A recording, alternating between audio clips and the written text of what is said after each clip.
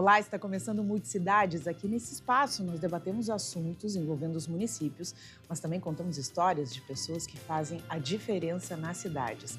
Eu sou a Fernanda Schiavi e fico com você a partir de agora, aqui na tela do Multi-RS. E o tema de hoje é voltado para as locações de imóveis. Existem regras para o aluguel de temporada? Quais seriam os principais cuidados para o locatário? E para falar comigo sobre esse tema, que envolve esses dilemas tão importantes, eu falo agora com o Atílio Daniel Borges, diretor de condomínios do Grupo Guarida. Seja bem-vindo, Atílio, ao Multicidades. Muito obrigado, Fernanda. Bom dia para você, a todos da equipe e aos telespectadores da Ubra TV. Atílio, agora a gente tem verãozão, né? De fato, a gente está em janeiro, é um momento do ano, principalmente no litoral, não só do Rio Grande do Sul, mas no Brasil todo, onde as locações de temporada elas são muito presentes, né?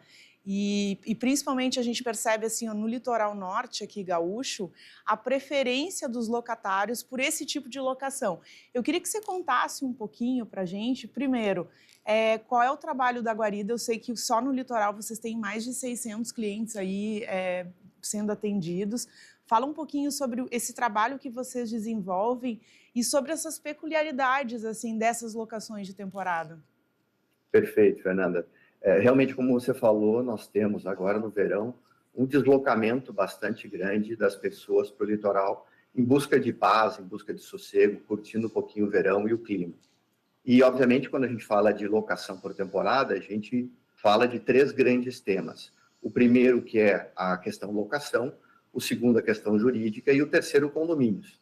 Porque a nossa experiência, hoje a Guarida, como um grupo que está há mais de 47 anos no mercado, trabalhando com administração de condomínios, a gente tem esse conhecimento diário, essa dor diária, inclusive, e ajudamos os nossos síndicos, os nossos condôminos, em tomar as melhores decisões no que diz respeito a esse tema que a gente não pode chamar de polêmico, mas a gente pode chamar que está um tema em constante evolução.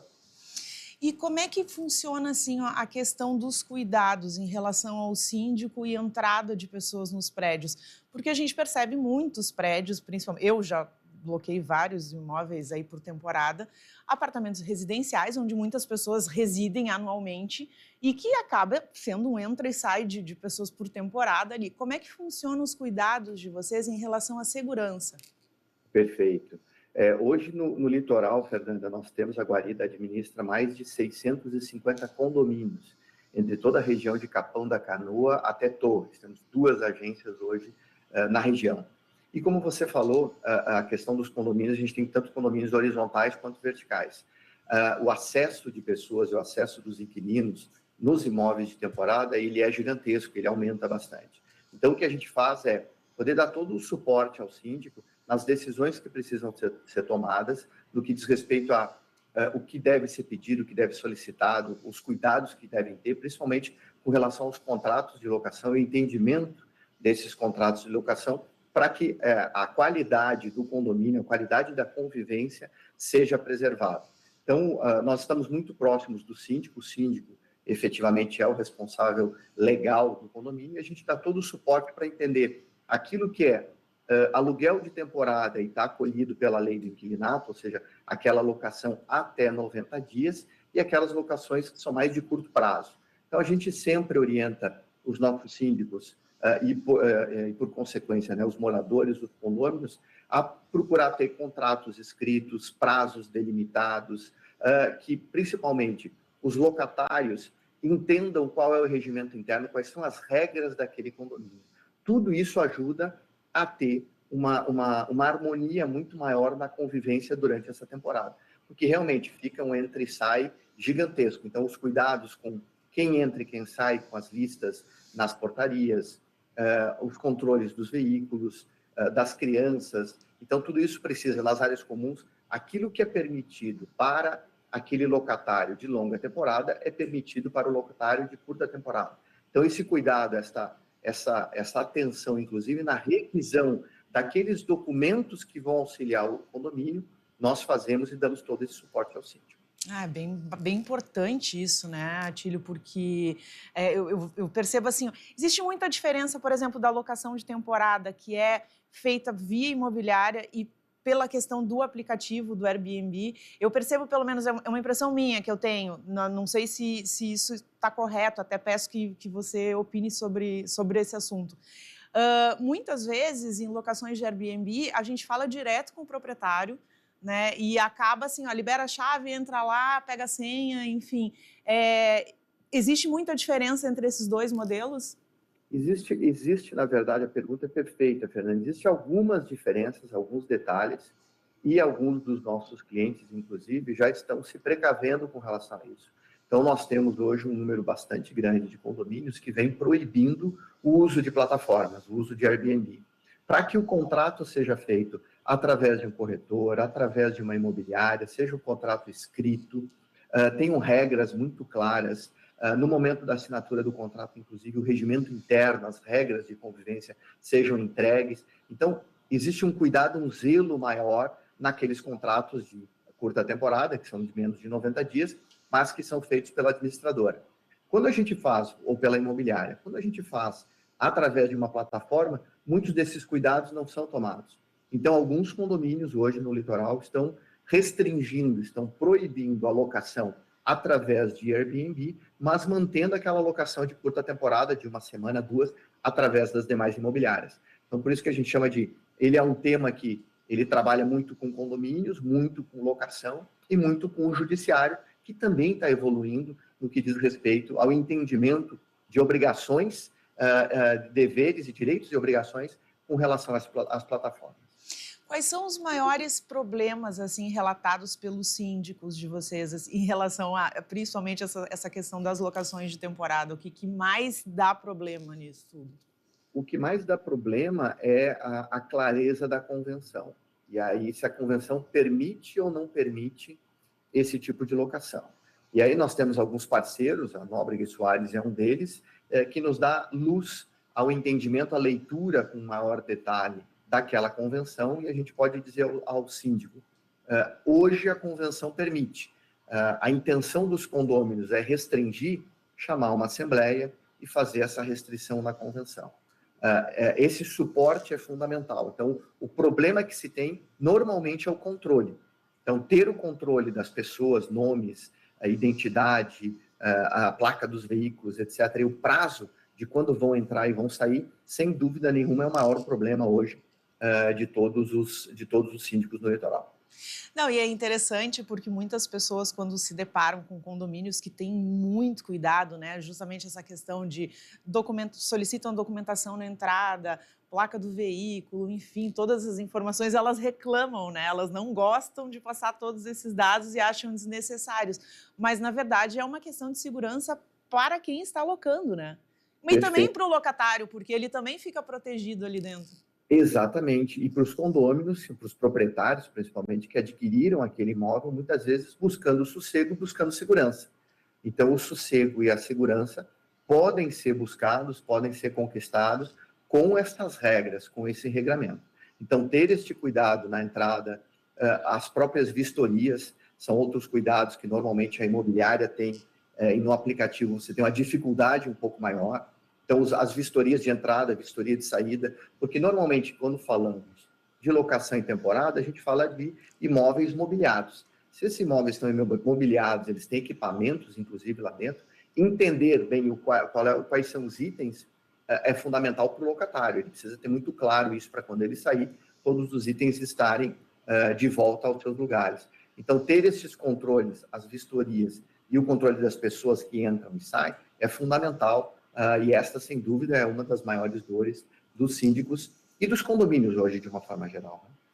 E o que você poderia dizer, por exemplo, para uma pessoa que... Ontem mesmo nós conversávamos aqui sobre pessoas que têm imóveis, principalmente no litoral, na Serra também, tem muitos. Hoje, a construção civil, principalmente ali em torno de Gramado, Canela, explodiu e muitos são destinados a aluguel de temporada.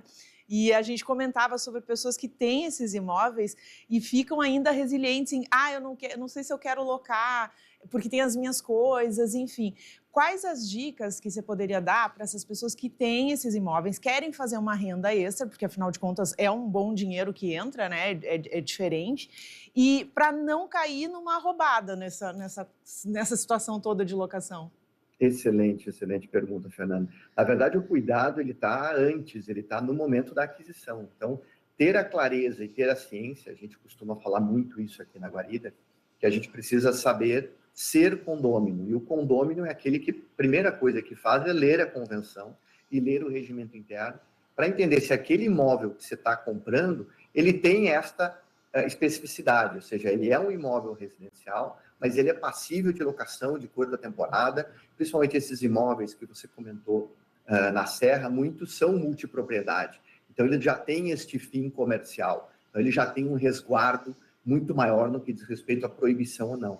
E, normalmente, o proprietário pode ter o interesse de adquirir o imóvel para locação. Então, você imagina o quão frustrado que ele pode ficar se ele adquire um imóvel, quer fazer uma locação via aplicativo e não consegue porque a convenção não permite. Quer dizer, ele estava na mão dele, antes da aquisição, entender o que é permitido e o que não é permitido através da convenção e do regimento interno. Então, estes cuidados, eu diria, o primeiro passo é entender se pode ou se não pode.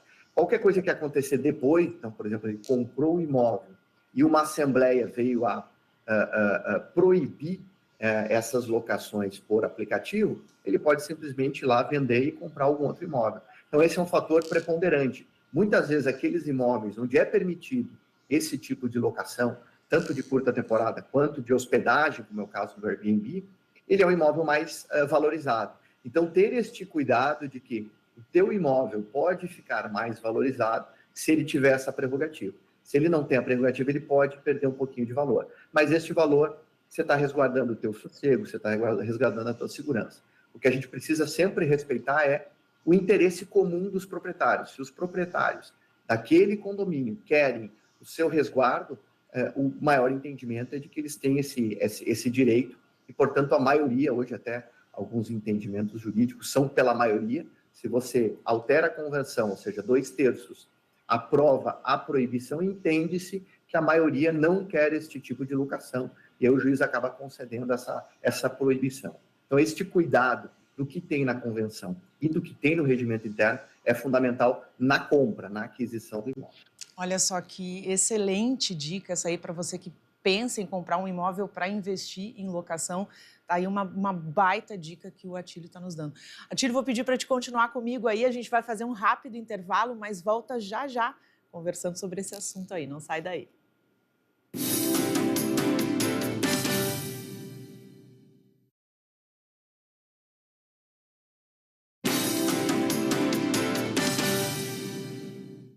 Na Ubra, você tem um futuro com raízes sólidas. O vestibular 2025 tá on. São mais de 30 opções de cursos presenciais, híbridos e EAD para você estudar com flexibilidade. E por falar nisso, sabia que você pode ingressar no curso dos seus sonhos por vestibular, segunda graduação, transferência ou nota do Enem? Aqui você tem condições de pagamento super especiais com opções de parcelamento e financiamento exclusivas, além de descontos imperdíveis. Estude com equilíbrio entre a teoria e a prática, com uma infraestrutura que oferece a melhor experiência e ultrapasse fronteiras com oportunidade de intercâmbio. Acesse ubra.br/vestibular e matricule-se. Ubra, nossas raízes são do Sul.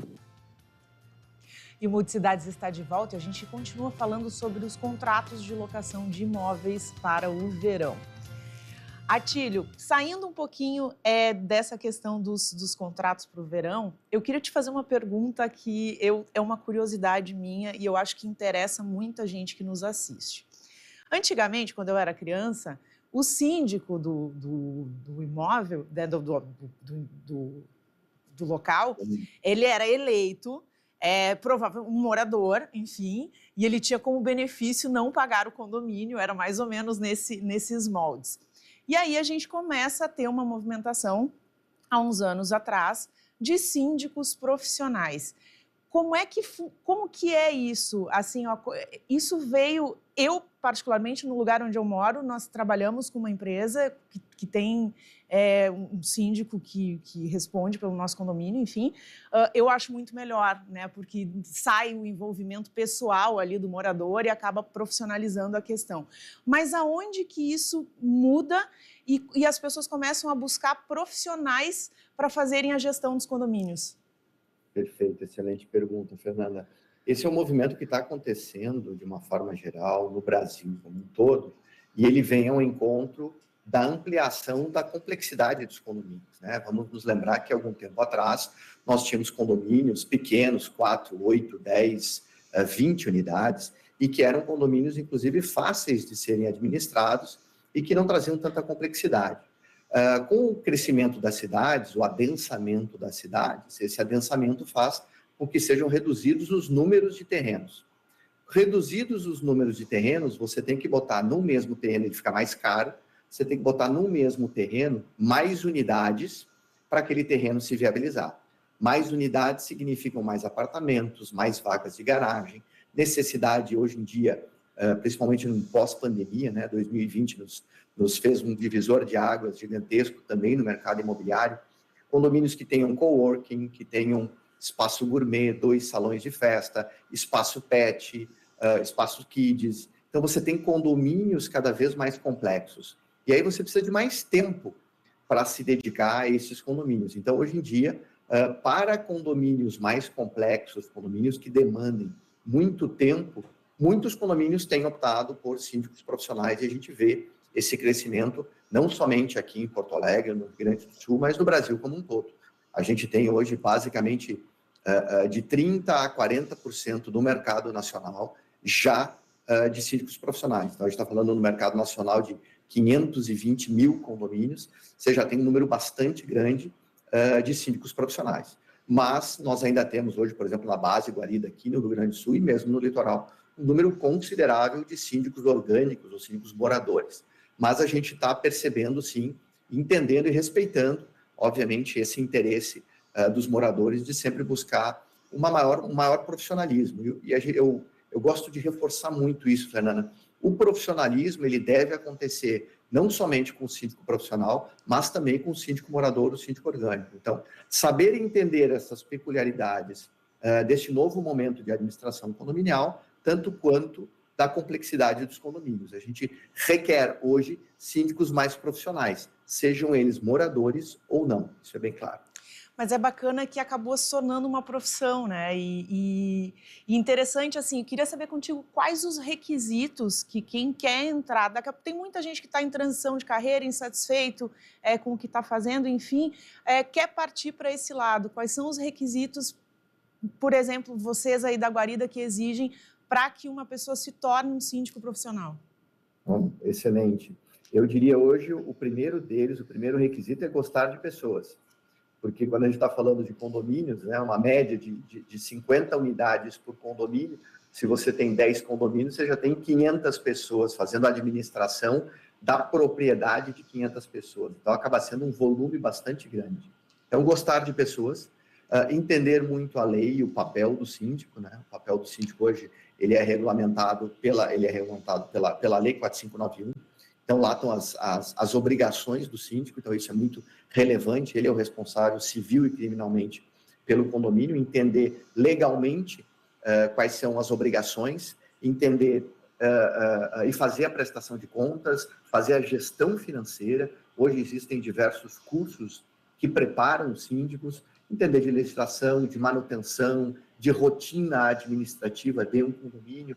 Então, e como você falou, uma profissão absolutamente nova, que vem aumentando, porque vem aumentando a complexidade. Então, saber razoavelmente ou superficialmente não adianta. Você precisa se aprofundar em todas as normas técnicas, normas de construção civil, legislação, manutenção, mas é algo que hoje está crescendo e está trazendo cada vez mais luz à valorização dos prédios. Antigamente, a gente tinha muito o interesse de redução da cota condominial. Hoje você tem síndicos profissionais olhando com muito carinho para a valorização do condomínio. E quando a gente fala valorização do condomínio, é você ter que vender o teu imóvel daqui a 5, 10, 15 anos, porque muitas vezes a família cresceu, ou você está mudando de local, e você perceber a valorização, porque ele foi bem cuidado, a manutenção foi bem feita e tal. Então, este olhar atento, o síndico profissional também precisa ter. É muita complexidade, né? Não é bem assim. É uma profissão que exige tudo isso que você falou de cuidado, de um olhar analítico sobre a situação e muitas vezes grandes problemas, né? Porque a gente sabe, como tu falou, tem que gostar de gente, mas viver em comunidade não é uma coisa muito fácil, Não é uma né, coisa Ti? fácil. E o bom é que nós estamos num mundo cada vez mais inclusivo e cada vez mais diverso. Então, a gente vem falando e dando esse treinamento cada vez mais aqui na Guarida, né? E a gente precisa passar isso das empresas cada vez mais para os condomínios. Quando os síndicos e quando as pessoas, os condôminos, se dão conta de que o mundo está cada vez mais diverso e cada vez mais inclusivo, a gente precisa cada vez mais entender e respeitar a opinião do outro. O síndico é o primeiro a fazer isso. O síndico é o mais qualificado a fazer essa gestão de conflitos e a entender e respeitar essas diferenças. Este é o síndico que vai ser um belo profissional, um excelente profissional, quando ele entende essas diferenças e acaba ajudando a conciliação dos interesses comuns dos proprietários. E como é que você orientaria, por exemplo, um síndico orgânico, como você falou, que hoje, juntamente com todos os moradores, né, vinculado a uma assembleia, enfim, decidem mudar para uma administração profissional? Como é que faz, no caso, como é que é esse processo até chegar na guarida para implementar isso dentro do condomínio? Ele é bem simples, Fernanda. Na verdade, no momento da prestação de contas ou da AGO, que é a Assembleia Geral Ordinária, que é feita anualmente, é uma obrigação de todo o condomínio, faz a prestação de contas e a eleição do síndico. No momento desta eleição do síndico, com a ajuda muitas vezes do próprio conselho, você convida algumas empresas de sindicatura profissional para participar deste processo. Aí, a partir da eleição deste síndico profissional, então eles vão, assim como uma empresa, uma concorrência, eles vão apresentar as suas credenciais na Assembleia, vão comentar um pouco da sua experiência, né? Quais condomínios eles já atenderam ou quais condomínios eles atendem, muitas vezes similar àquele condomínio que está elegendo o seu novo síndico agora, e vai fazer esta apresentação. Nesta apresentação, os condôminos, na Assembleia, vão escolher entre 1, 2, 3, 4 síndicos profissionais aquele que está mais adequado, que está mais aderente ao seu tipo de condomínio. Feita a votação, aquele síndico profissional passará a fazer a administração desse condomínio e, obviamente, nós aqui da Guarida estaremos de portas abertas, entendendo e atendendo tanto os síndicos moradores quanto esses síndicos profissionais, que muitas vezes têm uma demanda bastante exigente, porque tem 5, 10, 15, 20, 30 condomínios sob sua administração e tem um time, tem uma equipe bastante grande trabalhando em toda essa gestão. Então, hoje, a Guarida, com seus mais de 45 anos de experiência, hoje está preparada para o atendimento, muitas vezes mais personalizado para o síndico morador, quanto aquele para o síndico profissional, que tem vários condomínios conosco. Atílio, queria agradecer a tua presença aqui. Acho que essa nossa conversa foi super importante, principalmente para quem tem imóvel para colocar a locação de temporada e está apreensivo. Também para quem quer construir uma nova carreira, né? Eu acho que as portas estão abertas aí e é super bacana, uma carreira super promissora e muito séria. Então, tá aí as dicas que o Atílio deixou para a gente. Muito obrigada, bom trabalho para vocês. E assim que tiver novidades, a porta da nossa casa aqui está aberta para vocês. Muito obrigado. A nossa também, muito obrigado pelo convite, estamos sempre à disposição. Obrigada. E olha só, o Multicidades vai ficando por aqui. E não esqueça, agora todos somos Multi. Tchau, tchau.